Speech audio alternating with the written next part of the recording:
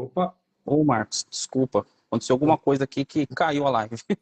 foi um tombo aí? Tomamos um tombo? Bom, vamos lá, vamos começar de novo? Vamos começar de novo. Legal. Bom, primeiro, eu não sei, acho que a gente estava ali, né, para contar um pouquinho sobre a Só história. para o pessoal só para a gente tá começando de novo a nossa live, vamos começar desde o início aqui para a gente não se perder, né? Isso. Então, pedimos desculpas aí, pessoal, não sei o que aconteceu aqui, que foi interrompida a nossa live aqui. Quem que é o Marcos, né? Quem que é o Marcos, né? O Marcos, para quem não conhece, ele é consultor da Maia e ele é fundador, né? Fundador da Maia e que é uma consultoria especializada na parte de finanças aí para empresas. Ele é o BPO, que costuma falar. Hoje está começando assim, esse termo está começando, o pessoal conhecendo mais, né? Antigamente eu acho que era um pouquinho desconhecido ainda, mas o pessoal tá sendo mais divulgado, então Pô, esse termo tá mais caindo aí né, o pessoal tá sabendo mais o que que é, enfim, e aí a gente vai falar um pouquinho, né, o que que o consultor faz, o que que é um BPO, né, mas vamos começar aqui pela apresentação, quem que é o Marcos, né, e vamos lá, apresenta aí. primeiro, obrigado, né, Alonso, pelo espaço, pelo papo. Acho que a gente vai trazer aqui informações bem legais e para toda a sua audiência e também para quem vem numa linha mais curiosa, mas falar um pouquinho de finanças, de BPO, trazer um pouquinho de informação, acho que vai ser bem bacana e agradeço de novo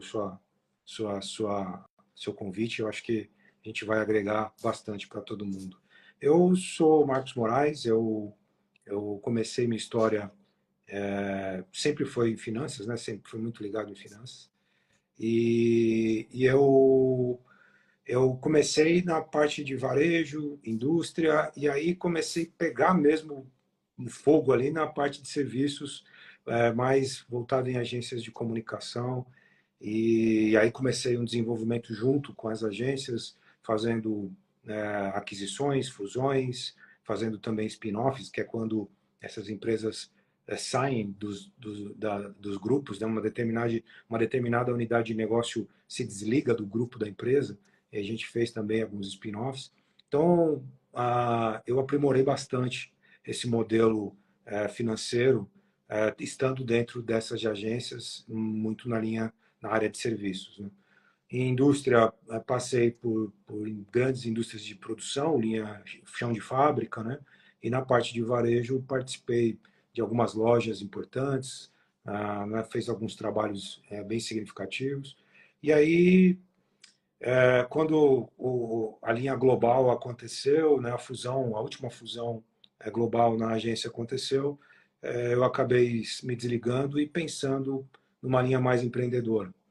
E essa linha empreendedora, eu buscava sempre algo que tinha uma relação direta com, com a minha essência, né? Com o meu estilo de tocar e de fazer o meu processo.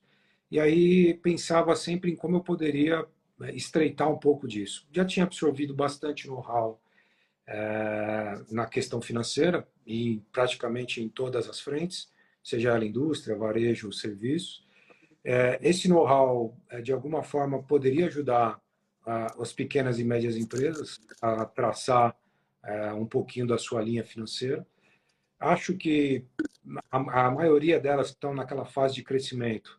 Sempre tem uma pequena dor ali em finanças, seja ela numa operação tradicional, seja ela numa linha mais estratégica, para poder desenvolver preço, para poder desenvolver até mesmo uma nova fusão, nesse sentido. E aí, como tudo isso já fazia parte desse meu perfil, eu bloqueei, né, vamos dizer assim,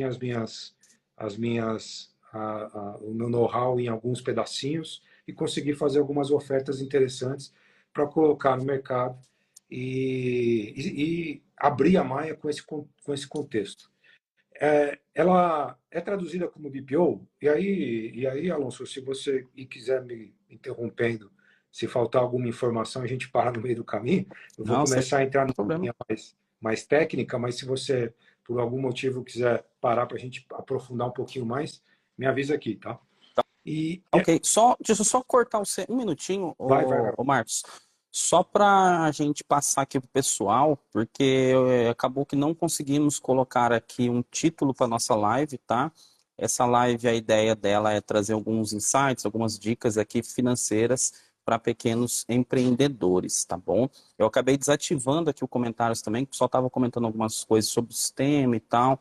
E, galera, a ideia da live é trazer dicas, insights sobre a parte financeira, tá? Se vocês tiverem dúvidas em relação ao uso do sistema, problema, qualquer coisa, chama a gente no suporte. Eu não sei como é que entra em contato com o suporte. Manda uma mensagem no direct que nossa equipe comercial vai estar orientando certinho, tá bom? Eu acabei também desativando os comentários, porque às vezes o pessoal começa a mandar um monte de pergunta aqui embaixo, eles acabam atrapalhando. A gente está falando aqui, está seguindo uma linha de raciocínio, às vezes aparece uma pergunta ali, você quer, automaticamente seu cérebro quer ler, aí acaba atrapalhando um pouquinho o raciocínio, tá? Não é nada pessoal com ninguém aqui, tá É, bom?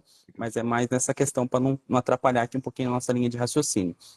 boa. Hoje a gente vai falar o que é um BPO, o que o BPO faz, dicas financeiras, né? Como separar pessoa física, jurídica, diferença entre custo, despesa, DRE, fluxo de caixa, o pessoal tem muita dúvida, né? E vamos falar, como disse, do papel do BPO, o que ele faz, né? Será que eu preciso de um BPO? Será que não? Então, o Marcos é especialista nessa área, ele vai entrar. Então, pode continuar, Marcos, só para dar esses detalhes aí, né? Para a gente não se perder aqui no meio. Legal, legal. Vamos fazer isso certinho, que é legal. Mas Ah, tranquilo. só, desculpa, tem uma caixinha de pergunta aqui embaixo. Se você tiver alguma dúvida na parte financeira, manda aí que a gente pode estar respondendo aqui no meio também, tá bom? Legal. Então, quem pegou a dica, espalha, porque vai ser interessante a live. Tem bastante dica importante, principalmente para quem está crescendo, para quem está dando os próximos passos aí e quer se organizar financeiramente. Bom, legal. BPO, como o nome em inglês é o Business Process Outsourcing, ou seja, a terceirização dos processos de negócio. Tá? E ele por si só, como o próprio Alonso disse, ele no passado era conhecido de outra forma, mas agora ele ganha esse nome, ganha mercado, porque ele traz essa terceirização de processos na área financeira. O BPO ele não é só na área financeira. Você pode terceirizar operações, pode terceirizar linhas comerciais, né? Pode terceirizar uma série de frentes na sua empresa, mas o que tem grande apego e que tem grande apelo nesse momento é o BPO financeiro. E a Maia, ela faz esse trabalho. O que a gente não pode confundir é o BPO por uma simples automação. E é muito comum isso, tá, pessoal? É, Para todo mundo que está, principalmente vocês, buscando escalabilidade, buscando automação nesses processos, é normal contratar o BPO pensando inicialmente na automação. E automação por automação não necessariamente tem a ver com o BPO. A automação você pode desenvolver ela internamente, ou seja, você não terceirizou nada. Você só usou a sua equipe, a sua turma, para melhorar os processos e criar automação. Nesse contexto, o BPO, pelo qual a gente está falando, está oferecendo uma linha de automação do seu contas a pagar a receber, da sua conciliação bancária, né, da sua emissão de notas, do seu processo como um todo. E, teoricamente, ela é limitada. O BPO, quando oferece apenas a automação, ela é limitada. O meu contexto e quando eu decidi abrir a Maia com uma frente de BPO, é insistir para que isso não seja apenas processual. A Maia ela precisa estar junto aos seus clientes, fazendo a linha de automação, o BPO tradicional automatizado, mas também o BPO estratégico. Ele precisa ter a camada consultiva. Se ele não tiver a camada consultiva, ele passa a ser apenas processual, nada estratégico. Então, nesse caminho que eu desenvolvi e criei a Maia, foi com esse cuidado, de a hora de colocar no mercado uma empresa que faria o BPO tradicional, como todas as outras plataformas fazem, mas também colocaria uma camada de consultoria e de estratégia para ajudar você na hora de uma precificação, na hora de um orçamento, na hora de desenvolver participar de uma RFP, ou se você vai, de alguma forma, construir ou melhorar o processo de estoque. Então, nesse contexto todo, a gente precisa de camada consultiva e não só automação. A automação ela é necessária, é mais do que importante, vamos dizer assim. Mas ela, por si só, não resolve a linha estratégica. Tá? Ela vai te dar insumos, ela vai te dar dados importantes, ela vai te ganhar velocidade para você escalar sem ter que crescer suas despesas administrativas, mas ela não vai atuar estrategicamente. E aí sim você vai precisar de know-how específico, de processos mais elaborados, e foi com isso que a gente construiu a MAI.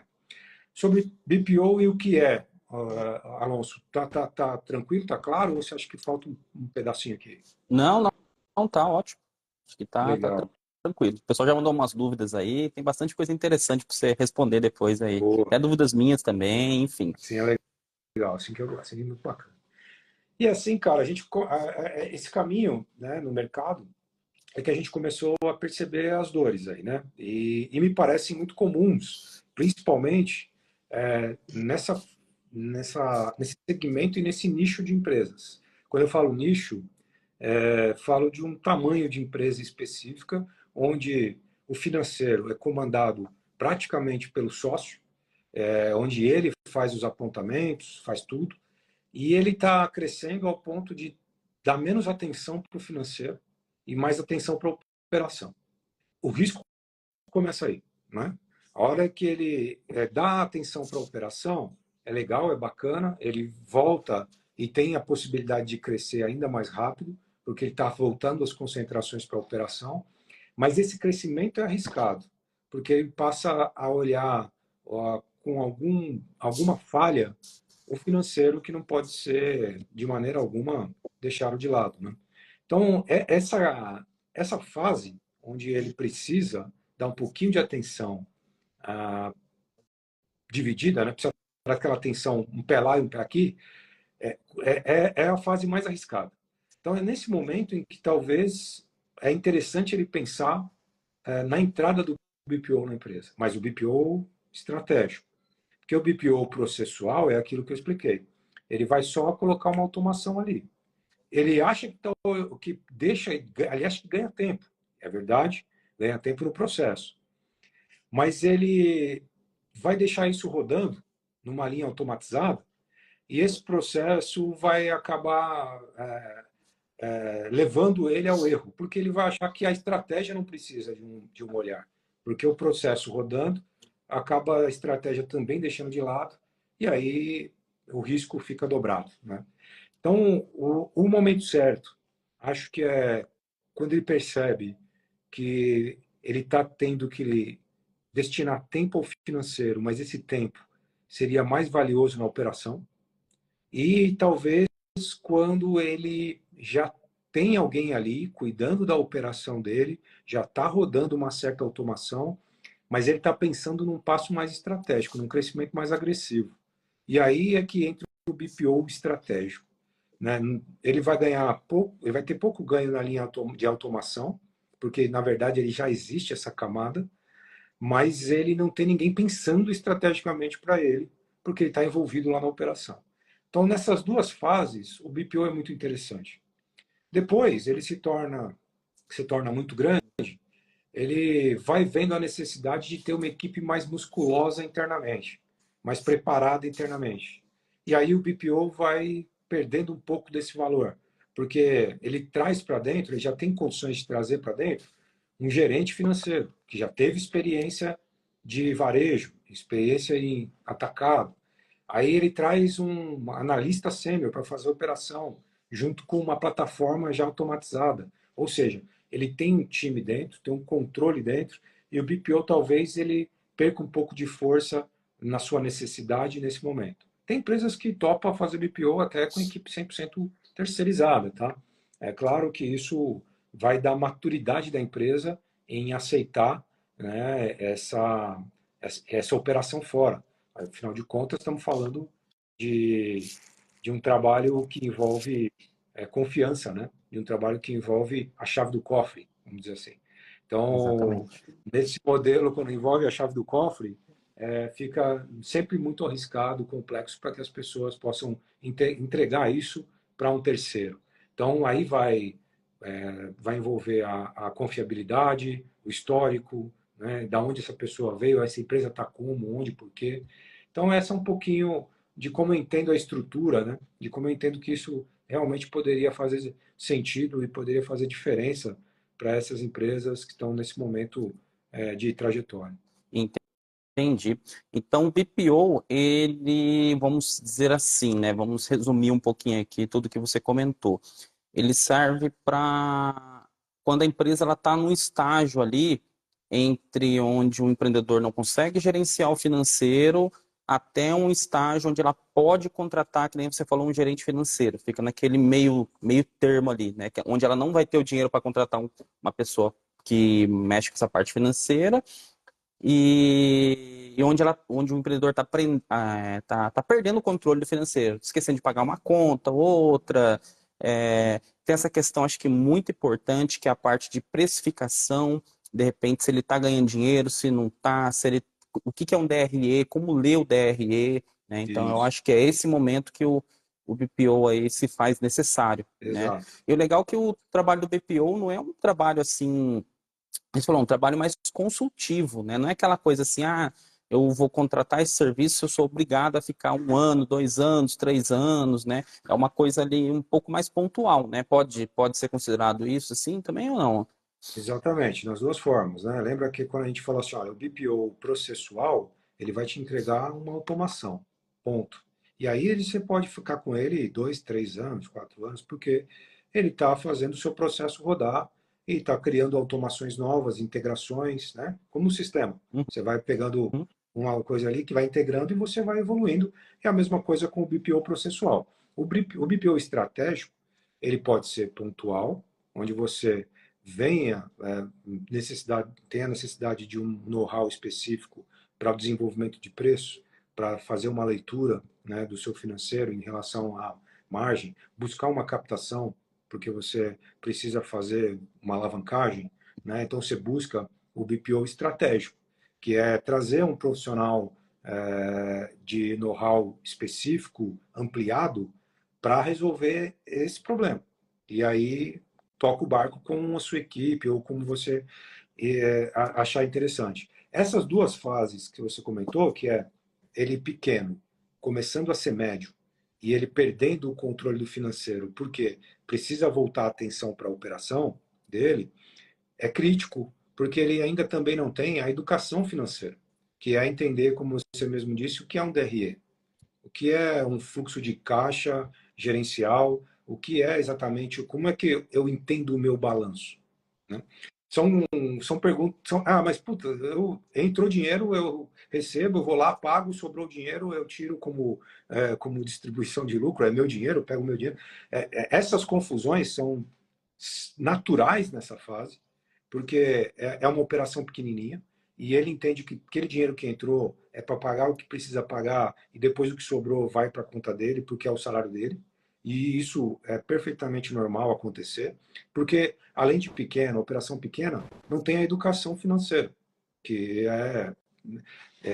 é um ponto crucial nesse movimento. Então, o BPO, quando ele entra nessa frase, ele apoia o conhecimento também.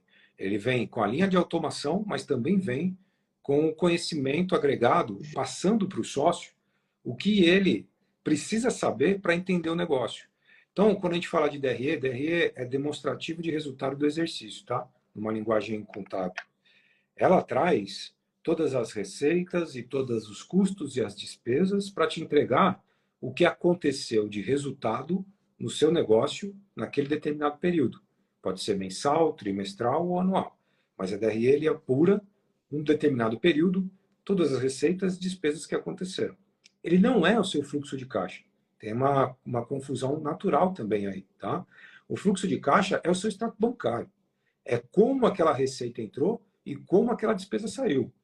Exemplo clássico: você faz um faturamento para um determinado cliente de R$ 5.000. Esse faturamento vai ser pago em 2 vezes, de R$ 2.500. Para o seu contador, o seu negócio é o fato gerador, é quando você emitiu a nota.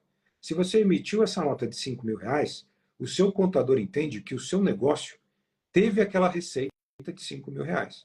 E aquilo vai para o seu DRE. O seu caixa não aparece os R$ 5.000. O seu caixa aparece R$ 2.500 no mês seguinte e R$ 2.500 no outro mês seguinte, que é quando você negociou. Então, a diferença de fluxo de caixa para DRE é uma competência, ou fato gerador. Quando aquilo aconteceu, traduz o que aconteceu no seu negócio naquele período. Quando ele vai se realizar, é outra situação. É quando ele vai acontecer no seu caixa. Isso não só para receita, mas também para despesa. Quando você compra, você comprou, o fornecedor emitiu sua nota, aquela nota vai entrar naquele mês para você. Quando você vai pagar? Em 10 vezes. Aquilo é o caixa, vai pagar em 10 vezes. Então, esse conceito parece básico, mas ele é de grande importância para entender finanças no seu negócio, que é a DRE vai traduzir se o meu negócio teve resultado ou não. Se aquele resultado vai se realizar e quando, é o caixa que diz. Tá?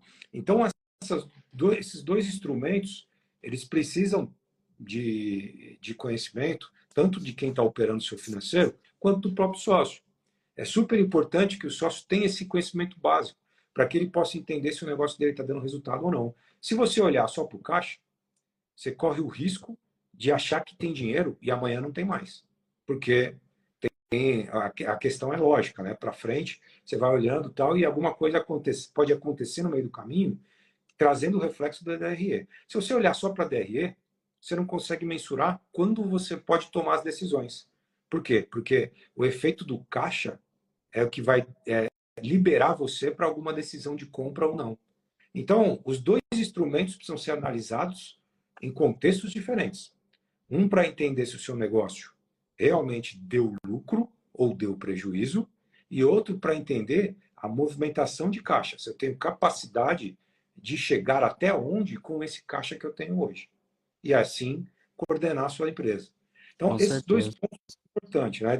Essa linha educacional, que a gente entra nessa camada, que é quando ele está fazendo a transição saindo do financeiro para entrar na operação, é importante essas duas frentes. Aquilo que tomar conta da operação financeira que o BPO vai fazer, que é fazer suas contas a pagar, emitir sua nota, mandar cobrança, cobrar o cliente, pagar o fornecedor, e tudo isso numa linha automatizada, conciliação bancária, etc., também precisa dessa educação financeira para ele entender o que está sendo feito. Então, nessa fase, talvez é a mais crítica, que ele está crescendo, passando a ser de pequena para média e de média ali para. E ainda dentro da média, vai uma camada dentro da média. Essa fase talvez é a mais importante aí na entrada do BPO. Com certeza. E a gente pega muitos clientes hoje que realmente confunde muito essa questão que você comentou aí de fluxo de caixa, de DRE. Ele acha que, se o cliente pagar, se o cliente não pagar, aliás, ele não teve lucro, enfim, diversas situações onde a gente tem que, né, muitas das vezes explicar para o cliente ali que uma coisa não anula a outra, né, e nem substitui a outra, né? São informações ali que a pessoa tem que analisar em conjunto, né? Uma se está dando negócio, se está dando lucro ou não, e a outra se está gerando fluxo de caixa ou não, até para a tomada de alguma decisão. Né? Um exemplo, dezembro, eu percebo que todo dezembro eu tenho muitas contas para pagar. Então eu não posso fazer um investimento em dezembro. Não posso, de repente, fazer um investimento para minha loja, comprar algum material ali, porque eu sei que dezembro é um mês que de repente vende bem, mas eu tenho muita saída. Então, um exemplo aqui na SMB, a gente tem o 13º do pessoal e tal, tem férias e tal. Então, assim, é um mês que a gente não faz investimento. Então, se eu for fazer um investimento, tem uns meses corretos ali onde eu posso estar fazendo esse investimento, porque eu sei que é os meses que mais vai entrar dinheiro, independente de lucro ou não. Né? Vai entrar ali um valor ali que a gente está planejando, vamos dizer assim, e aí eu consigo planejar um investimento, né? Não fica aquela coisa, eu vou investir no mês que vem, aí chega o mês que vem e não tem dinheiro. É, Aí fala, puxa vida, e agora, né? Não tem dinheiro, né? Ou faz uma compra com o fornecedor, faz um boleto aí para 30 dias. Aí é, chega nos 30 dias não tem dinheiro. Aí ele vai ter que ir lá recorrer ao empréstimo bancário pagando um juros às vezes absurdo, tendo que antecipar, né? E aí entra, já virando uma bola de neve, né? Perfeito. Então é muito importante É, planejamento. você ter essa consciência. Exatamente, planejamento. Planejamento. Porque você imagina o seguinte, né? Se você olha, que nem a DRE, ela consiste no exercício no fato gerador. Então, se você olhar na DRE e falar assim, puta, ele chegou em dezembro, eu fiz uma puta venda e meu DRE deu super positivo, né? Puta, fechei o ano, você mostra aquela DRE pro contador, o cara fala, puta, que legal, um lucro absurdo, né? Só que ele esquece que talvez ele tenha que colocar novos fatos geradores que vão de encontro a esse resultado. Por exemplo, em janeiro ele vai ter que comprar estoque, porque ele baixou com essa venda. Fatalmente, ele vai ter um DRE invertido em janeiro. Todo aquele lucro que ele fechou em dezembro, quando ele for consolidar com janeiro, dá empatado, dá zero, né? Se bem administrado, não. Mas falando de uma forma exagerada, né? Você dá zero. Então, não pode só olhar o DRE ou só o caixa. Olhar as duas coisas em cima de um planejamento para a gente poder ver a saúde da empresa em todas as frentes. Tá? Então, esse contexto todo mostra que nem o DRE é um documento de retrovisor, tá? Que eu costumo falar. É você olhando para trás. É você olhando o que aconteceu. Tá? Fluxo de caixa é um documento de para-brisa. O que aconteceu já foi. Esse é o extrato bancário. O que você vai olhar é ele para frente. O que está acontecendo e o que vai acontecer para frente. Assim como o orçamento e o planejamento. Ele é um documento, o orçamento é um documento totalmente para-brisa. É você olhando 100% para frente. Né? E depois você vai olhando o retrovisor, mas olhando para ver se você conquistou as fases do seu planejamento, do seu orçamento. Então, fiz o orçamento do primeiro quarto, do primeiro mês. Fechou o primeiro quarto, eu vou olhar para trás como foi. Mas também tenho que olhar para frente para entender se eu estou muito distante da meta. Então, esse contexto de retrovisor e para-brisa, eu sempre uso muito na educação, né, financeira dos clientes, para que eles possam realmente olhar os dois e assim coordenar a empresa nesse contexto, fazendo o investimento de acordo com os dois cenários. Aquilo que eu consegui no meu retrovisor, que vai se refletir no meu para-brisa, e lá no para-brisa, em que momento ideal eu tenho que fazer. Então, esse seria o contexto na linha educacional. E fluxo de caixa não é só um relatório ali, né? É o contas a pagar, é o contas a receber, você puxar ali um extrato, poxa, nos próximos 3 meses, o que eu tenho para pagar? O que eu tenho para receber? Então, não é só você simplesmente pegar, olhar o fluxo de caixa ali, e, né, um relatório ali e acabou. Né? Você tem que planejar, tem que ter esse olhar ali, e eu costumo brincar, aqui que o empreendedor, ele tem que saber um pouco de tudo. Ele não precisa ser mestre em um assunto, mas ele tem que saber um pouquinho de tudo, principalmente nessa parte financeira. Até para, se caso ele contratar um BPO, por exemplo, ele saber o que está acontecendo, como que está sendo feito, para poder estar acompanhando e cobrando o trabalho ali. Né? Então, um exemplo é o parte do contador também, né? Imposto e tal. Eu não manjo nada, mas eu estudei um pouco, né? Quando a gente foi estruturar a parte para deixar tudo certinho nessa parte fiscal da empresa, eu tive que correr atrás, tive que aprender um assunto extremamente chato, é um assunto extremamente ali que envolve muito estudo, principalmente eu que não gosto muito dessa parte fiscal, tive que aprender, tive que, né, para poder ali estar depois cobrando e vendo se o contador está fazendo o processo correto, se não está, né? Então é muito importante o empreendedor saber um pouquinho de tudo. Sem dúvida, você tocou num ponto legal na linha da contabilidade, né? E a gente acha que o contador é um emissor de DARF. O cara emite DARF, vai emitir DARF. Infelizmente, a gente se conhece muitos emitidores de DARF por aí, né? Que são os contadores que não fazem nenhum tipo de apoio estratégico ali e não dão, por exemplo, um plano tributário para o cara. Isso é ferramenta que o contador tem na mão, porque ele tem os dados. Então, falar para ele assim, ó, cara, você pode pagar menos imposto se você fizer desse jeito. Isso é uma linha proativa tão básica e Eu aposto com todos que estão aqui qual foi o contador que levou essa bola. Eu acho que não tem, infelizmente não tem, É né? difícil. É muito difícil. Então, eles ficam numa linha muito reativa e esperando. E o contador passa a ser mais um figurante do retrovisor. Ele jamais vai olhar para o para-brisa. E esse contexto realmente é triste, tá? Quando se fala de contador. Quando a gente fala da escala de um negócio bem gerenciado, de uma boa gestão, você está falando passar por alguns grandes pontos. O primeiro dele é elaborar o plano de negócio. Depois você tem que fazer um bom controle de despesa, fazer uma gestão de estoque bem eficiente, né, negociar bem com o fornecedor, acompanhar o fluxo de caixa, estabelecer uma reserva financeira por conta da instabilidade que a gente já conhece. O contador, ele tem que fazer parte desse jogo. Se ele não fizer, ele está ali colocado de escanteio e emitindo DARF. E aí você perde uma grande oportunidade de elevar e economizar tributo, por exemplo, e elevar o resultado da empresa. Quando isso não está acontecendo, e como eu te falei, é quase sempre quando eu chego num cliente, eu passo a ser a interface com o contador, né? A Maia passa a ser a interface com a contabilidade. E tudo muda, porque eu vou exigir dele alguns pontos que são de responsabilidade dele. Então eu vou trazer ele para o jogo, eu vou conectar, quando eu falo de automação, eu vou trazer o contador para o meu sistema, para a minha plataforma, ou a plataforma que o cliente estiver usando.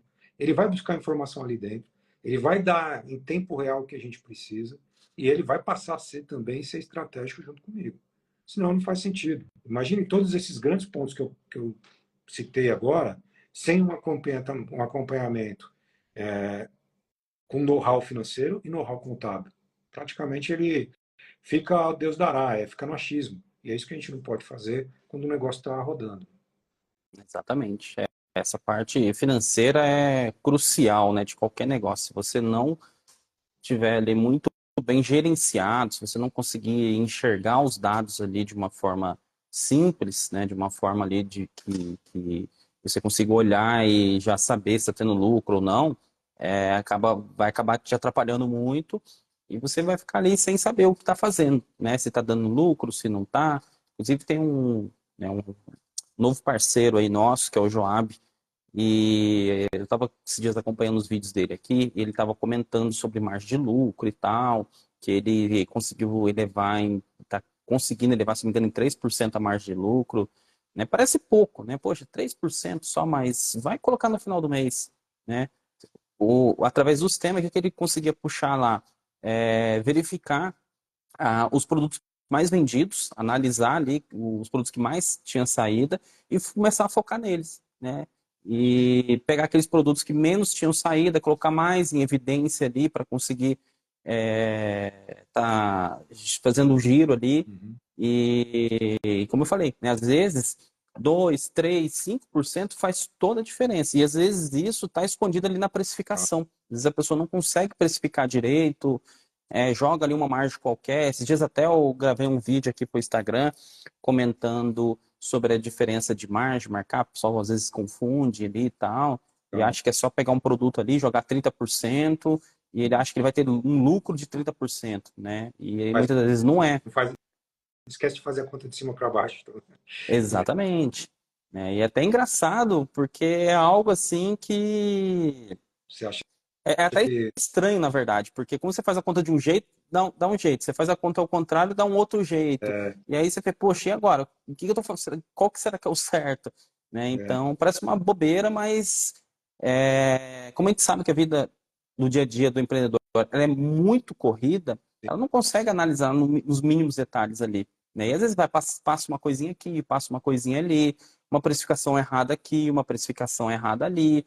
E aí vai virando uma bola de neve, né? E como muitos negócios às vezes movimentam muito dinheiro, chega ali às vezes no final do mês, no final do ano, ele bate o olho e fala pro caixa, poxa, quebrei, né? Não consigo mais. É empréstimo em cima de empréstimo e enfim, né? Vai virando aquela bola de neve onde o empreendedor chega num momento que ele não sabe mais o que fazer e a única opção dele é fechar o negócio, né? Fechar o negócio porque ele simplesmente não sabe ali o que fazer, vamos dizer assim, né? Chegou num estado ali que não tem muito o que É fazer. uma loucura, né, Alonso? Você pensar de você chegar num patamar e estar faturando 1,5 milhão, 2 milhões e quebrar. Como assim? Exatamente.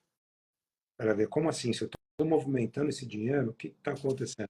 Então, e passa puramente por isso, que é o entendimento financeiro do negócio em termos de precificação, em termos de margem, em termos de markup. Entender esse modelo é importante demais para que isso não aconteça.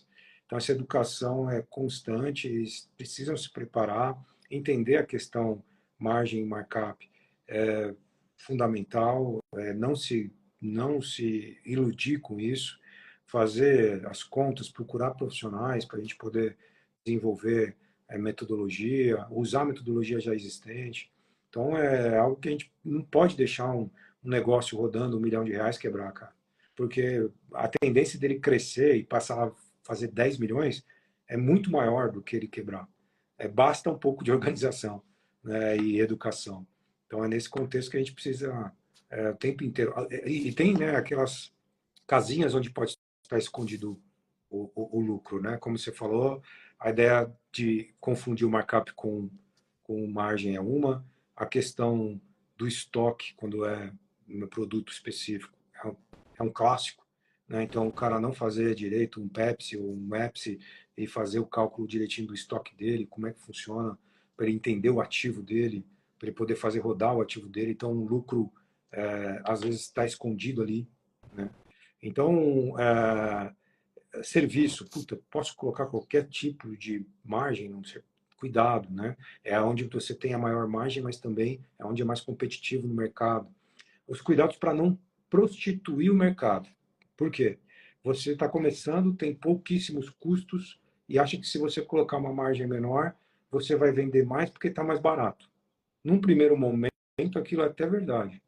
No segundo momento, onde você cresceu, e aí você vai ter que arcar com despesas estruturais, você não vai mais conseguir subir seu preço. Aí você, além de complicar o seu negócio, prejudicou o mercado do seu segmento, onde você trouxe para baixo o preço, né?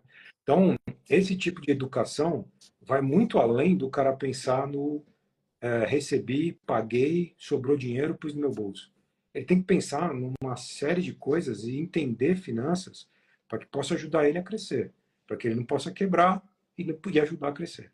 Esse é o caminho. Até semana passada a gente fez uma live com a Vanessa e o dela aconteceu isso. Ela chegou um momento onde ela está faturando mais de 1 milhão aí no negócio dela e simplesmente quebrou, né? Chegou um momento que quebrou, porque justamente aconteceu isso. Ela começou a crescer, crescer, crescer, não se ligou nos processos ali, começou a contratar um monte de gente, a operação dela ficou mega inchada e chegou um momento onde começou a entrar novos players no mercado com preço muito melhor, porque tinha o custo do negócio era pequeno, e aí chegou um momento que ela falou, poxa, eu não consigo abaixar o preço que aqueles concorrentes vendem, porque a operação deles, o custo é muito mais baixo, o meu é muito mais alto, e eu não consigo baixar o preço, eu vou ter que fechar, porque não parou de vender, e então, assim, muitas das vezes, parece até contraditório o que eu vou dizer agora, mas é a mais pura realidade. Às vezes, o fato de você vender mais significa só que você está acelerando para você quebrar mais rápido, né? Então, às vezes a pessoa começa a vender tanto que ela quebra, porque ela não tem uma gestão de estoque, fluxo de caixa, tudo bagunçado. Aí, na hora de comprar o material, ela não tem o dinheiro para comprar. Aí começa a dever o fornecedor. Aí, um fornecedor que era bom, ela vai ter que deixar, não vai conseguir pagar porque está devendo, aí pega de um outro fornecedor que é muito mais caro, que às vezes libera crédito, e ela continua às vezes trabalhando na mesma margem, ou seja, só vai, né, embolando, né? Faz um empréstimo ali no banco para conseguir repor mercadoria, aí paga mais caro ainda, né? Porque quando faz um empréstimo ali, os juros é maior ali e tal, e aí ela vai confundindo o faturamento com lucro, e vai chegar um momento que até acontece muito, né? Às vezes a pessoa fala, poxa, eu vendi, vendi, vendi, chegou no final do mês e não tem dinheiro. É. Né? E não é uma questão ali de entender, né? O que está acontecendo, entender as margens, entender a questão de lucro. E isso, infelizmente, é mais normal do que a gente pensa. E não é uma exclusividade do Brasil. Tá? Às vezes a gente fala, porque empreender no Brasil é difícil, é isso, é aquilo. Eu sigo muita gente aqui e, né, grande no Instagram e fala que não, isso não é exclusividade do Brasil, isso aí é do mundo mesmo, né? E, Porque então, assim, é uma coisa que tem que estudar, tem que investir tempo ali para entender se você quer fazer né, o seu negócio aí crescer, né? E quando tá pequeno o negócio, é a fase mais fácil, porque você vai criando processos, vai entendendo, né? Quando o negócio começa a crescer e ficar muito dependente de você ali, que nem você falou, às vezes a pessoa vai para operação porque tá com algum problema ali e tal, ela começa a esquecer dessa parte financeira e como não tem nada estruturado, acaba ela fazendo de qualquer jeito e aí é onde, né, o bicho pega ali mais para frente. perfeito, você pontuou. Eu costumo dizer que o crescimento rápido é estranho. É assim, o crescimento rápido é estranho, no mínimo estranho, tá? Sim, Porque ele de alguma forma, ou ele está transformando o mercado, isso é uma coisa, tá? Ele vem com uma revolução e essa revolução chega e transforma o mercado onde ele está inserido. Quando isso acontece, o crescimento é exponencial, não tenha dúvida. Ele vem com uma transformação que ele nem sabe o que vai acontecer ainda. Pode ser um ótimo negócio ou pode ser ruim, mas ele cresce exponencialmente. Quando você está num mercado que já existe, pulverizado, tá? Tá todo mundo fazendo, bastante gente fazendo, e você cresce rápido, tem algo estranho. Por quê? Porque você provavelmente está crescendo porque o seu preço está muito bom. E aí, quando você descobrir que você já está grande com um preço muito baixo, você quebrou. É isso. Então, a ideia de respeitar o mercado onde você vai penetrar é muito importante. Você, você tem que precificar pensando no mercado em que você está penetrando. Você crescer devagar, vai saber, olha, cara, não vou vender como venderia se eu tivesse o mesmo preço que o outro. Não. Mas se você tiver o preço 10% mais barato, para uma linha agressiva de entrada, tá beleza. E você vai crescendo devagarzinho. Você vai crescendo, aquilo vai acontecendo, e você vai crescendo com sustentabilidade. Porque os seus números estão equalizados, as suas despesas estão mapeadas e estão no seu preço. Se você não mapear e colocar no preço, você vai com um preço muito menor, vai dar dinheiro no primeiro momento. Quando você estiver lá em cima, acontece o que aconteceu com o que você conversou. Quebra. Por quê? Porque não tem caminho para isso. Não tem saída. A matemática é implacável. Né? E nesse contexto não é diferente. Então, esse cuidado de respeito ao mercado, de precificação correta a partir do momento zero, é essencial. exatamente. Infelizmente, hoje, como a gente estava comentando, muitos empreendedores erram nisso, né? E acaba, muitas das vezes, você vê grandes redes aí, lojas, falindo, porque simplesmente Sim, quer ter um preço agressivo, quer penetrar, quer crescer rápido no mercado, exato. né? E aí acaba, infelizmente, indo por esse caminho, acaba se perdendo, né? E isso não é exclusividade dos pequenos, tá? A gente está falando aqui de pequeno, mas você vê grandes redes aí, né? Casas Bahia, Magazine Luiza, enfim, grandes redes. Não estou dizendo que é o erro deles Sim, esse, mas você vê aí empresas gigantes passando por dificuldades, né? verdade. Lógico que eles têm uma estratégia diferente ali e tal, né? Mas você vê muitas redes aí grandes fechando literalmente as portas porque não tinha essa gestão, cresceu rápido, não conseguiu criar uma base sólida ali para o crescimento, e é que é nível velho ditado, acaba construindo um castelo, né, na areia, né, onde não tem sustentabilidade, não tem nada, e aí no primeiro momento é bonito, é legal, é tudo, mas infelizmente chega um determinado momento ali que não se sustenta o negócio.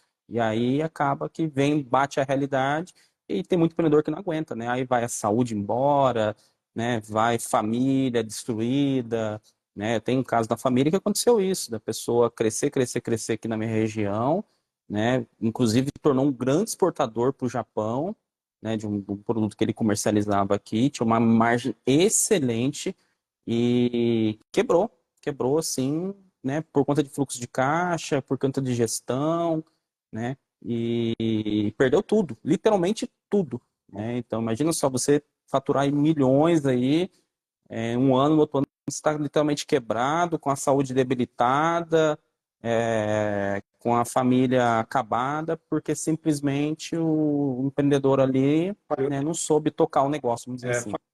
falhou na gestão, é o clássico, né? Exatamente. E E assim, não tem. Oi, desculpa, pode falar. não, não. Eu ia trazer um outro ditadozinho que eu sempre vou captando com meus mentores, né? Eles trazem e acaba me impactando, né? E tem um que erra rápido, conserta rápido, né? Exatamente. Então, o que que acontece num modelo como esse? Os erros começaram a aparecer desse cara, né? E ele postergou, simplesmente para tomar a decisão correta. Quando você faz isso, o negócio ele é implacável com você. Se você demorar a tomar sua decisão de correção, por mais que ela doa, estou falando, olha, vou demitir um parente que numa empresa familiar, mas preciso demitir. Essa decisão tem que ser tomada friamente, senão ela leva o seu negócio. Exatamente. Então, Exatamente. esse tipo de gestão, que é o que você falou, ele falhou na gestão e é porque foi postergado algumas decisões que precisavam ser feitas naquela hora. E aí a coisa pega. E aí entra o ego do Ego. negócio, né, o empreendedor. Isso aconteceu comigo, tá? Eu falo publicamente aqui, né? Eu, antes da pandemia, eu não tinha nem R$ 1 guardado. O negócio gerava, né? A SMB estava girando ali.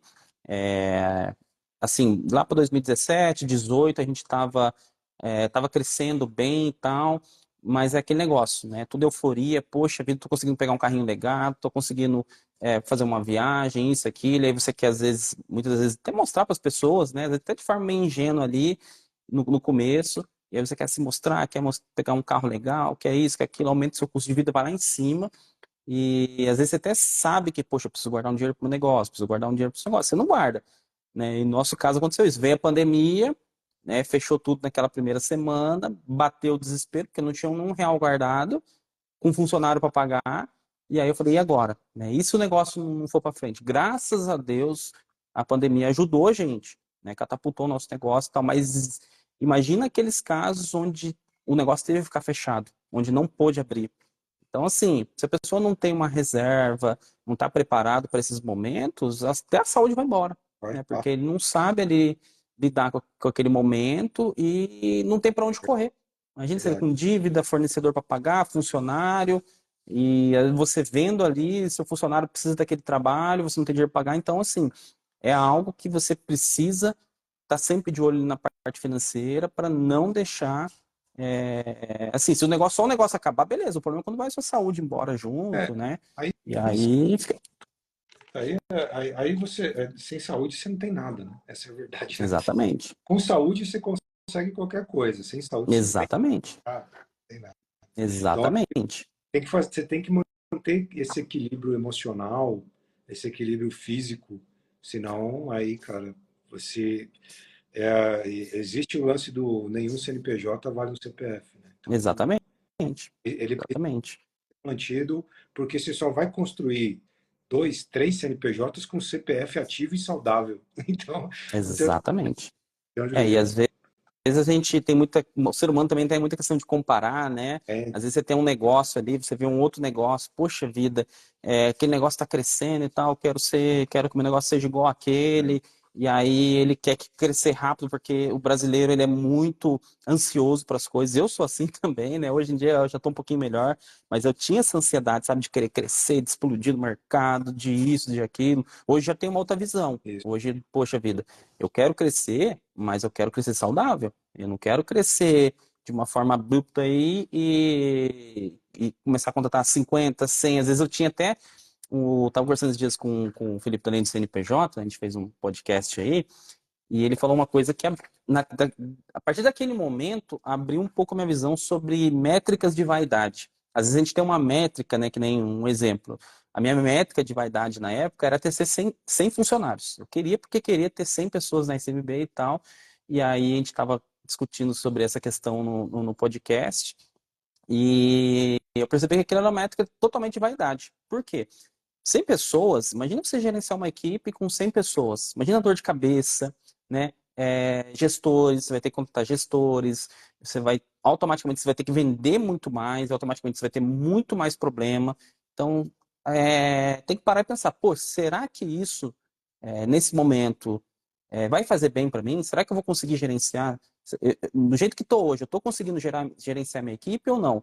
Já criei processos ou não? Então tem que colocar tudo isso na balança antes até de fazer um investimento. Às vezes você vai para uma loja maior, vai pagar o dobro de aluguel, sem saber se aquilo vai te dar um retorno maior ou não do que você já está tendo ali. E acaba muitas vezes quebrando o negócio porque simplesmente você não soube ali fazer toda essa gestão, né? Poxa vida, eu indo para esse lugar maior, eu vou ter que subir o preço dos meus produtos. Será que os meus clientes vão continuar comprando?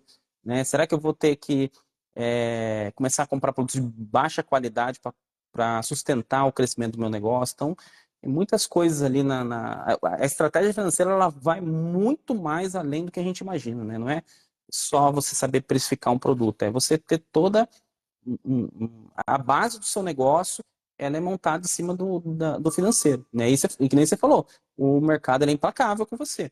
Se você erra, não toma decisão, começa a postergar, ele vai te cobrar, né? E assim, vai cobrar pesado, né? Não tem essa de ficar ali, eu falo pro fornecedor, segura para mim um pouquinho aí, porque eu não tô conseguindo vender agora, o cara não quer nem saber, né? Enfim. É isso mesmo, cara. É um mundo cruel, mas é necessário, né? Ele precisa olhar para esses contextos, tendo o financeiro como uma base sólida e um dos pilares mais estratégicos da empresa. Né? Que nem você falou, né? Pô, ter 100 pessoas, aí, o custo estrutural que isso vai gerar, né? Em termos de, por exemplo, RH. Você vai ter que ter um RH. 100 pessoas, RH é RP, né? DP é uma coisa, departamento pessoal, o RH é o cara que vai olhar para os seus recursos humanos.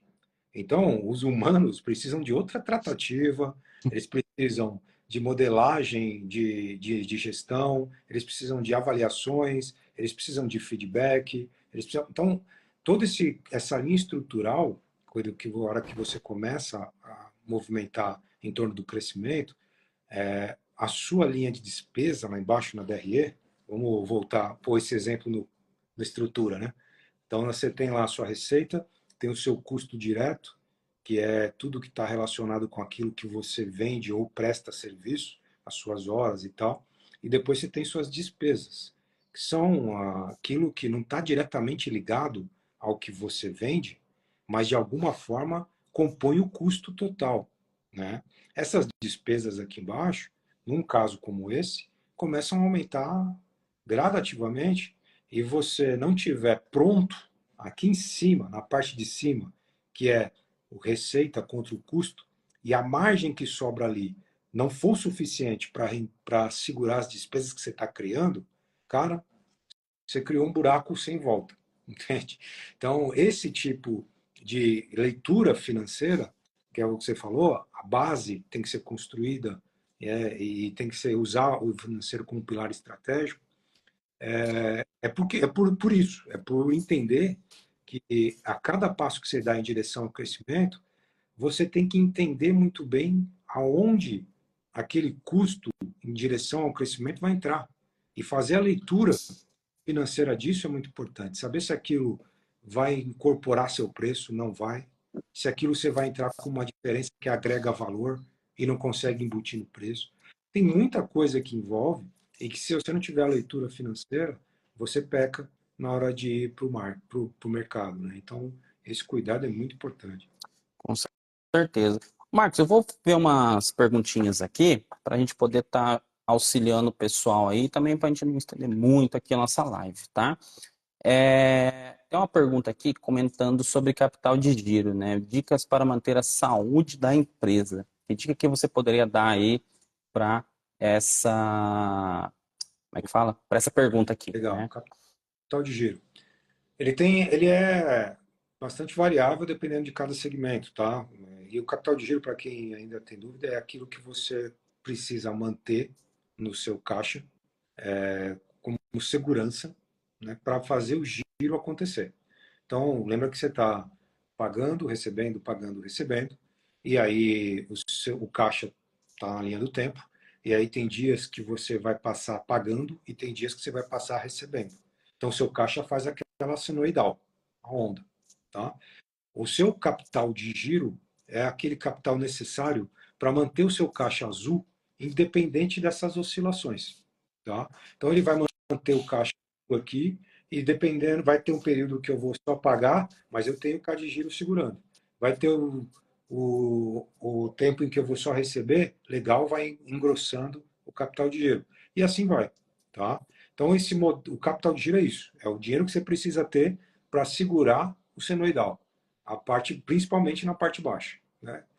Esse capital de giro ele depende muito de quanto você tem de custos fixos. Né? Os custos variáveis, o nome já diz, ele vai acontecer naturalmente, você vai pagar e vai receber. Se você cuidar bem do prazo de pagamento contra o prazo de recebimento, você vive numa boa, vai tranquilo, porque o custo variável vai acompanhar. Agora, o custo fixo vai acontecer independente do variável. Então, o capital de giro tem que ser construído dependendo do seu volume de custo fixo, que independe do seu variável. Eu costumo, em relação à linha saudável, vamos falar em números para deixar isso prático, né? Que a gente está falando. Eu sempre coloco que o ideal é ter até 6 meses de despesas fixas no seu caixa prontos para aguentar uma oscilação grande. 6 meses é o ideal, varia conforme o segmento, tá? Não vamos falar aqui, porque aí eu posso taxar como 6 meses e o cara falar para mim, imagina, pô, o meu é serviço, eu tendo 2 meses é o suficiente. Mas assim, os 6 meses é um número bacana para você ter no caixa das suas despesas fixas, aquilo que independe do seu variável. Se você tiver, vamos dizer que você está passando um período crítico, onde você demorou muito para receber, ou você demorou para vender e para gerar receita. Você tem dos 6 meses ali de capital de giro, você pode passar por esse período tranquilamente, sem ter que fazer demissão, sem ter que cortar algum custo específico, porque você sabe o que vai acontecer. Ele foi só uma extensão do fluxo de caixa. Ele só passou a ter um período maior para realizar. Mas você sabe que vai realizar. Então, o seu K de giro segura essa onda. Ele consegue segurar esse processo.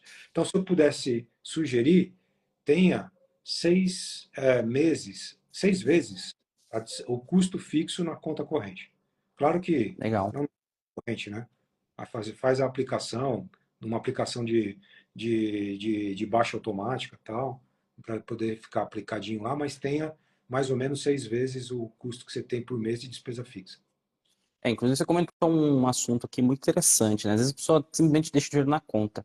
E, gente, aproveita, pega esses bancos digitais aí. Tem muito banco que trabalha com investimento com liquidez diária e às vezes até com investimento automático. Então cai o dinheiro na conta, ele já cai numa conta de investimento, já vai rendendo.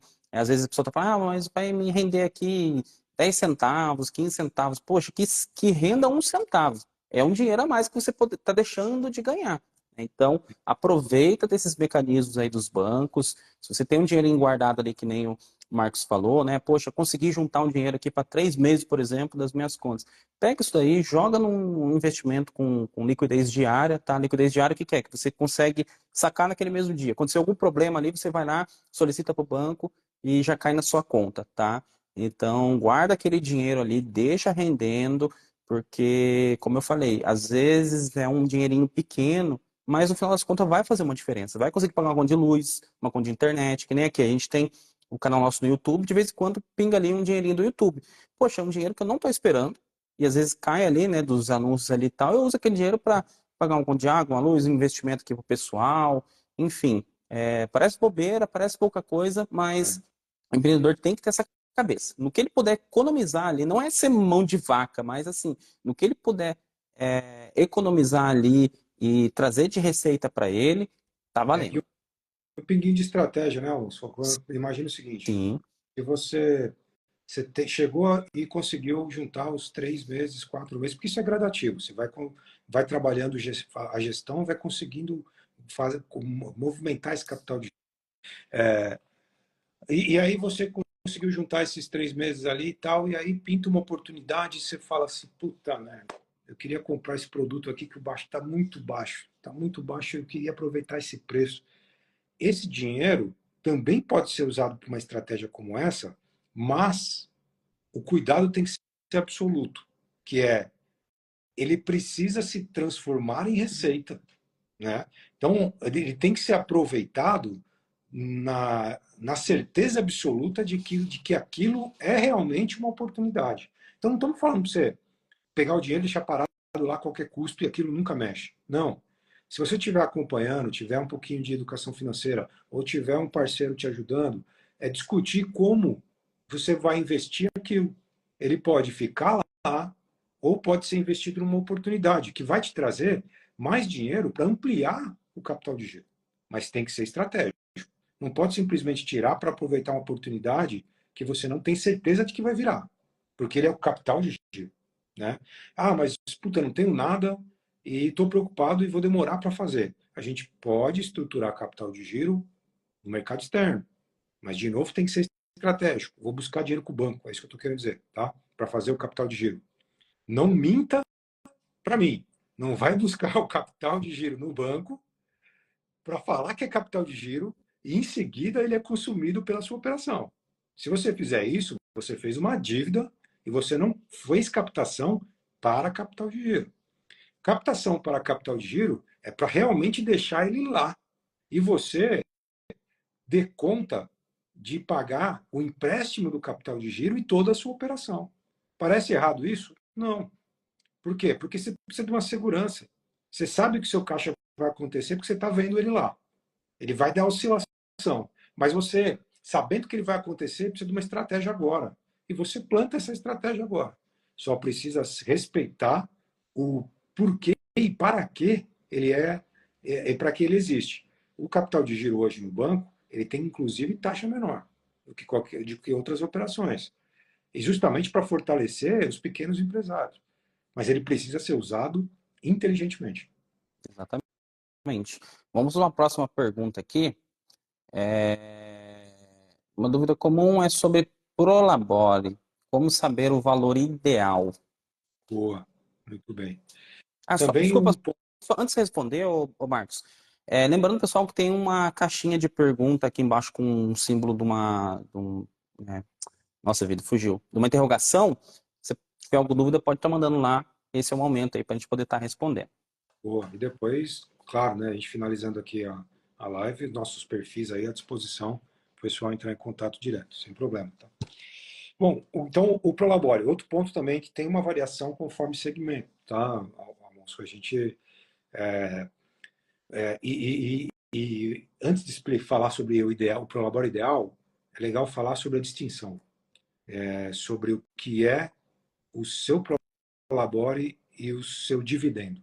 São coisas muito diferentes e que é muito comum a confusão nesse sentido. Eu vou explicar um pouquinho e já volto no Prolabore, prometo ser breve. O, o Prolabore é o salário, é o seu salário como executivo.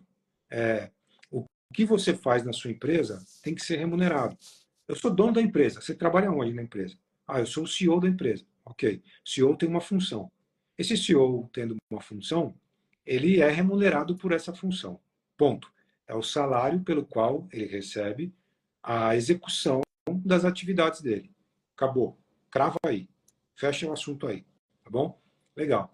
E com isso você determina qual seria um prolabore ou um salário de executivo adequado para o seu negócio. Aquilo que o seu negócio pode pagar. Olhando para as receitas, despesas, custos, o valor total que sobra no final lá, ele não é o seu prolabore. Porque o seu prolabore tem que estar na parte de cima. Ele tem que estar lá nos custos ou nas despesas. Se você é um profissional executivo que está atuando na produção de um insumo, ele está no custo. Se você é um profissional executivo que está trabalhando na administração ou em vendas, ele é uma despesa. Então, essa classificação está na parte de cima. E quando você coloca esse valor lá em cima, sobra uma linha final, que é o lucro da empresa. Aquele lucro da empresa é do sócio? É. Ele tem que ir para o seu bolso? Depende. Ele precisa saber o que você vai fazer com esse lucro. Esse lucro ele tem que servir para compor o seu capital de giro, ele tem que servir para fazer reinvestimentos e melhorias na operação, ele tem que servir para distribuir bônus para sua galera, que mais justo do que nunca é fazer com que sua galera veja o resultado voltado para eles. E aí também compor a remuneração do sócio. E eu falo compor porque é justamente isso. Você tem o seu prolabore como sócio e executivo e tem o seu dividendo, aquilo que você vai poder tirar da empresa depois que você apurou o seu resultado. Essa distinção tem que estar clara para todo mundo. É muito importante, para o cara não misturar as bolas. No começo, o que sobrou você pega. Tudo bem, eu entendo isso, porque é realmente muito pequenininha a operação. Mas você tem que saber o quanto você está sangrando a empresa. Porque a empresa tem que dar lucro depois que pagou você como sócio. Aí sim ela tem que dar lucro. Se ela der lucro e não pagou você, está errado. Por quê? Porque o que sobrou lá é só para o labore, não tem lucro. Então está errado. Esse contexto precisa estar muito claro para quando vai falar de prolabore e de dividendo. Tá? Quando é o ideal o prolabore, cara, em linha de serviços, normalmente trabalha-se ali entre 6 e 7% do valor faturado pode ser destinado como prolabore para os sócios executivos. E essa é uma distinção importante. O sócio executivo é o sócio que trabalha. O sócio que tem ações e não trabalha, ele não tem prolabore, ele só tem dividendos. Ele só pode tirar o que a empresa deu de lucro. O sócio que trabalha tem direito ao seu salário de executivo. Esse salário de executivo na linha de serviços, fala-se entre 6 e até 8, 9% do faturamento. Tá? E aí, quando eu falo assim, não é para um sócio, é para todos os sócios. Se tiver 3, 4 sócios, é o mesmo 6% para dividir entre os 4 sócios. Tá? Então, esse é o contexto de serviço. Quando se fala em produto, é muito menor, porque o produto tem uma margem menor do que o serviço. Né? Então, aí a margem é muito menor, pode transitar ali entre 2, 3% do faturamento. E aí, quando o volume é muito pequeno, a empresa é muito pequena, sim, isso não remunera o sócio. É verdade, porque lá é pequeno, e a gente sabe disso. Mas o cuidado que você tem que ter é compor o seu preço ao ponto de que ela vai crescendo e sendo capaz de pagar o seu prolabore e depois dar o lucro. Tá? E no começo a gente faz essa gestão, tá, Alonso?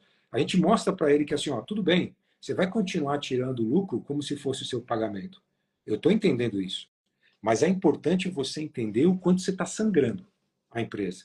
Você está tirando todo o lucro, não está sobrando para investimento, para capital de giro. Você precisa entender essa parte. Então vamos começar a equilibrar? Você não vai tirar todo o lucro. No começo você vai tirar 70% do lucro. Depois você vai tirar 60% do lucro. E assim vai, até a gente compor e organizar a sua casa. Então, mais ou menos essa é a linha.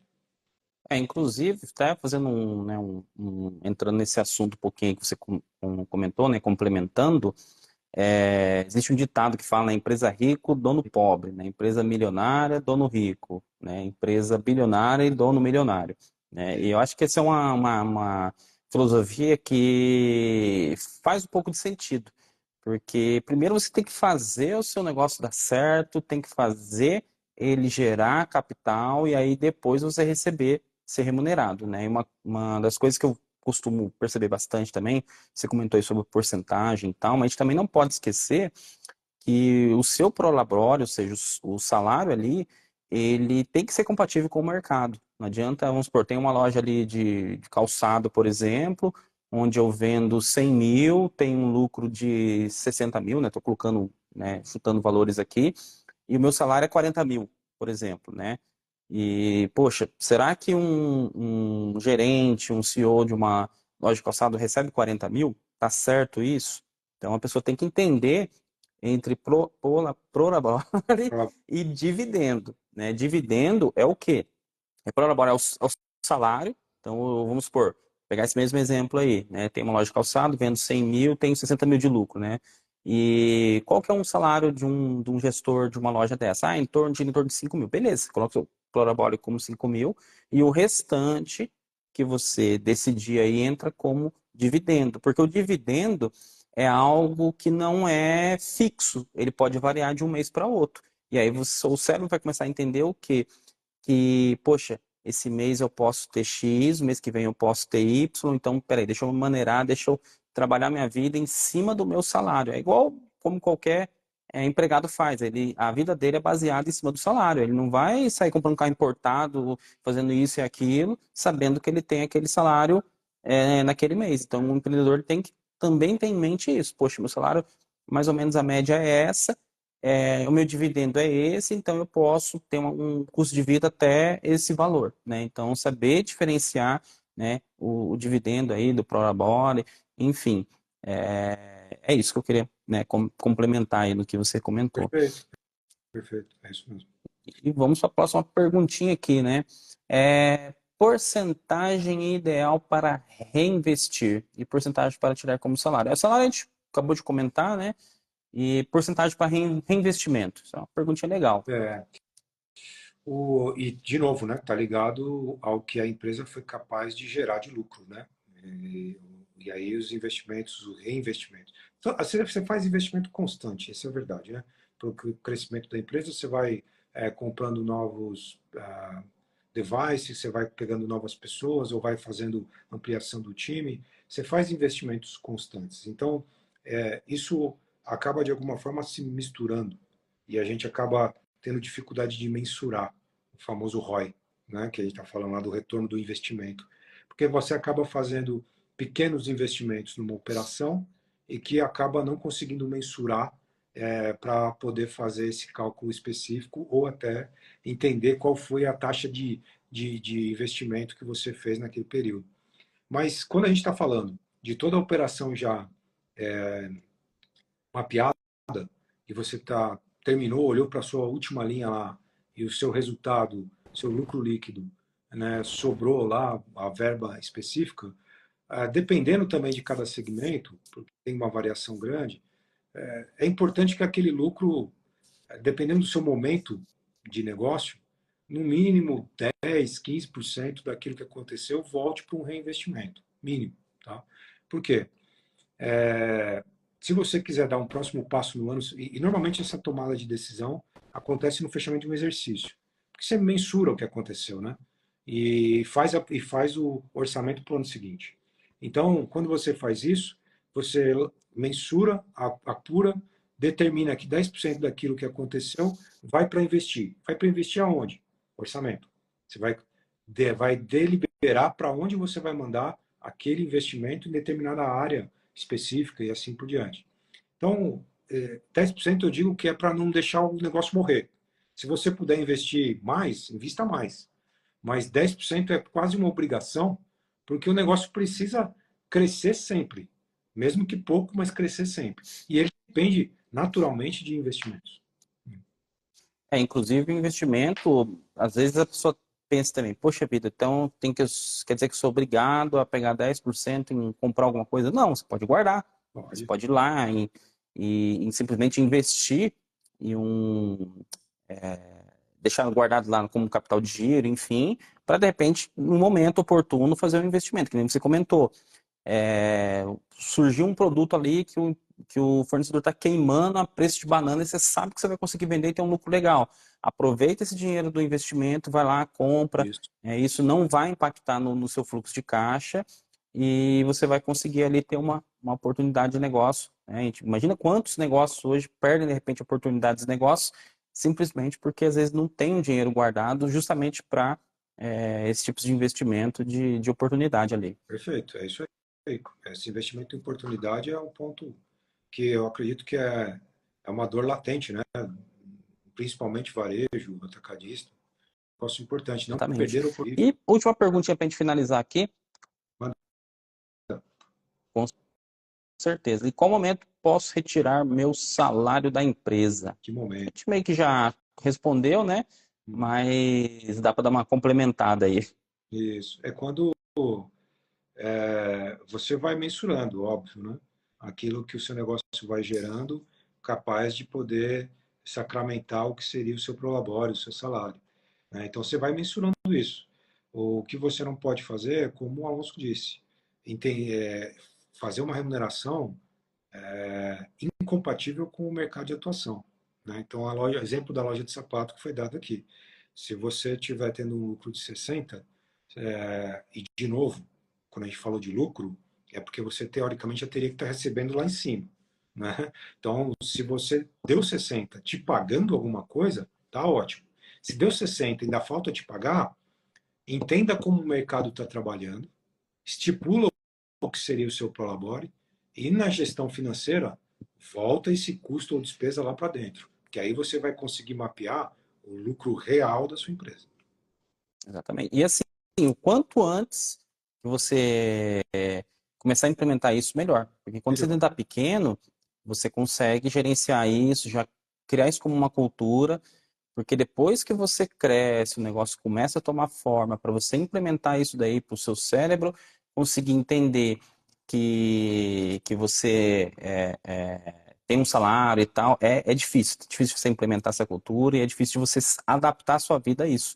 Imagina você está recebendo hoje X e a partir do mês que vem você tem que começar a receber metade do X.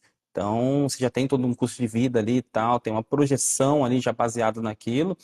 Então, o ideal é desde quando está pequeno. Mesmo que o negócio dê ali um lucro mínimo, já começa a né, definir um valor ali, já começa a tirar a ideia. Isso eu ouvi de outros empreendedores falar, mas é que no pagamento, né, definir um período do mês ali, todo dia 5, por exemplo, né, vai pagar o funcionário e tal, paga você também, até para você se acostumando com isso, para não ficar, às vezes, num dia ali que você sabe muitas vezes que é um dia que você mais tem saída do que entrada, e às vezes é naquele dia que você precisa do dinheiro, né? Porque você às vezes não tem aquela rotina de pagamento, e aí você vai acabar tirando da empresa, vai faltar para a empresa, e aí vai virando uma bagunça também. Então, eu acho que o momento é desde o início, logicamente, se você puder reinvestir, maravilha, mas é desde o início ali, já criar essa cultura e enfim, né, trabalhar todas essas questões aí que a gente está comentando. Deixar de não esquecer nunca de incorporar no preço. Exatamente. Porque não é isso, tá? Então não, deixa que eu vou ver quanto sobra, e aí ele não põe o preço. Não, Exatamente. o quanto eu acho que eu preciso ter de salário tem que estar incorporado no preço do seu negócio. Não é essa a ideia. Exatamente. Aí é claro Bom, que ele não vai do dia para a noite. Né? exatamente. Aqui está crescendo e o resultado está aparecendo. Mas se você teve o cuidado de considerar na precificação, com certeza uma hora ele aparece. Exatamente. Bom, é isso, né? Ô Marcos, hoje, né, para a gente estar finalizando aqui, né, muita gente está perguntando, pô, eu acho que eu tô precisando de um BPO, né? Tô precisando contratar, enfim, muitas vezes a pessoa até acha, mas deve ser muito caro e tal. Né? É muito mais barato que vocês imaginam, já vou te adiantando aqui. É. Hoje tem como você estipular assim uma média de preço de mercado, como é que funciona, se de repente precisa contratar, né? Como é que é o processo? Bem legal, cara, porque nesse contexto que eu te passei, que é tanto a parte de automação e que é assumir a operação financeira, né? Contas a pagar, a receber, etc, etc, e assume toda essa operação com pequena camada consultiva, preços que partem aí de R$ 1.800, R$ 1.900 por mês, cara. Então você passa a ter, claro que essa camada consultiva é diminuída, né? Mas de qualquer jeito ela existe e o que eu acho que é principal, já nessa camada já existe a educação, que é para o sócio que está entrando nessa faixa começar a entender a empresa financeiramente diferente. Então eu acho que ele é muito barato por conta disso, que ele já muda como o sócio ou o proprietário vê a própria empresa, tá? E pô, R$ 1.800 é menos que um estagiário. Então, se você está numa fase em que você está precisando se voltar para a operação e pensa em contratar para o financeiro, não faz isso. Consulta um BPO, não precisa ser eu, mas consulta um BPO, porque a gente tem essa saída específica para, além de assumir essa operação que leva tempo, a gente sabe disso, fazer esse conta pagar, receber, etc., a gente vai ter essa camada consultiva aplicada. Pô, e isso tem um valor enorme. E aí, claro, vai Com subir, certeza. vai subir. Não, e outra, né? Hoje em dia você tem serviço que você consegue terceirizar, que nem você falou, não paga o estagiário. Hoje, imagina você Se você contratar hoje uma pessoa que vai cuidar de toda a parte financeira da sua empresa, é no mínimo uns 2.000 ali. E aí você joga todos os impostos e tal, carteira assinada e tal, vai para 4, 5.000. Então, às vezes compensa você de fato contratar alguém ali de fora, né, uma pessoa especializada naquilo, pelo menos para te dar uma direção, É, né? Não precisa ser uma coisa fixa, né? Mas assim, pelo menos para te dar uma direção, né? Chegar lá, poxa, olha, eu não posso pagar todo mês, mas pelo menos 3, 4, 5 meses eu consigo estar fazendo esse investimento, faça o investimento, aprenda com quem já, né, percorreu o caminho, sabe como percorrer o caminho, do que você ficar às vezes batendo cabeça aí e muitas das vezes perder o negócio simplesmente porque não sabe, não soube conduzir, né? Então, evite de, assim, tem até um provérbio que diz, né, que é mais fácil você aprender com os erros dos outros do que você errar. Às vezes o errar custa seu negócio. E você é, ali, aprendendo com os erros dos outros ali, fica muito mais barato. exatamente. Mas é isso, cara. Eu acho que nem você falou, eu acho que é um momento crucial, barato, que às vezes as pessoas acham que isso é crítico. Basta vencer aquela barreira da confiança, sabe o que eu te falei? Fala assim, olha, não- hoje em dia a gente tem processos e sistemas que nos protegem sobre isso. Não é mais a chave do cofre, literalmente. Hoje não é mais você entregar, o cara fazer um cheque, isso não existe mais. Então, graças a Deus, a tecnologia veio para isso, para nos permitir fazer um processo terceirizado com segurança, principalmente no financeiro. Então, nessa hora onde você está com medo de soltar o financeiro, porque pode ter algum receio nesse meio do caminho, fala com a gente, estuda um pouquinho sobre o assunto. Se não quiser falar comigo e pesquisar fora, pesquisa. Você vai ver que tem segurança, faz muito sentido e você vai passar a olhar financeiramente muito diferente sua empresa. Com certeza. Bom, é isso, pessoal. Espero que vocês tenham gostado aí. Aproveita, siga aí o arroba da Maia BPO Consultoria, né? Isso, O Instagram de vocês. a Né? BPO. É, sigam eles lá, né? Com certeza vocês vão estar crescendo muito nessa parte financeira e é essencial para qualquer negócio, conforme eu falei, né? Hoje no Brasil, a média das empresas que quebram ali gira em torno de 1 a 5 anos. Isso não é uma exclusividade do Brasil, isso é no mundo, tá? Então, qualquer empreendedor, qualquer parte do mundo tem que saber essa parte financeira, tem que estudar, tem que investir. Se não souber, contrata gente igual o Marcos aí que sabe como fazer para poder estar. É um investimento para o seu negócio, é um investimento. Isso mesmo. Então, é isso, galera. Espero que vocês tenham gostado aí dessa live que a gente fez aí. Se tiver dúvida, manda lá no arroba do Maia BPO Consultoria, né? E eu garanto que eles vão poder estar auxiliando aí vocês, tá ok? Quer comentar mais uma coisa aí, Marcos? Não, quero agradecer bastante. Espero, né, ter oportunidades maiores aí com vocês, a gente poder avançar. Me chama de novo assim que precisar. Estamos aqui à disposição. Tá ok, com certeza vai ter outras oportunidades sim. Beleza, galera? Obrigadão a todos aí, obrigado a todos que acompanharam aí. Tá lembrando que essa live vai ficar salva, então depois você pode estar conferindo tranquilamente aí, tá ok? Então é isso, fique com Deus, um abraço a todos aí, até a próxima live. Valeu! Tchau.